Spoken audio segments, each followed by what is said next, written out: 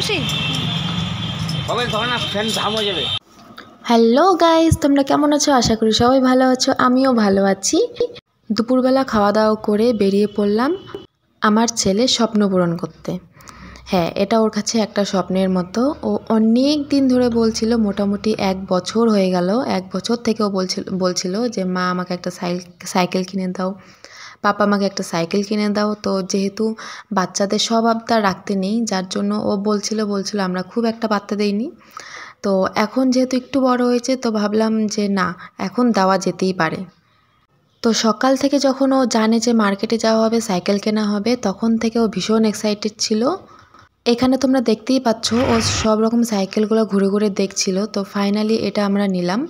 তো এটা ওর খুব পছন্দ হয়েছে, এটা আমারও বেশ ভালো লেগেছে। এখানে টোটো থেকে নামিয়েই ও রাস্তার গলিটাতে ও নিজে নিজে সাইকেল চালাবে আসবে বলছিল। তো নিজে যেহেতু এখনও পারে না, তো এর জন্য ওর পাপা ওকে চালিয়ে চালিয়ে আনছিল। তো আজকে এই পর্যন্তই।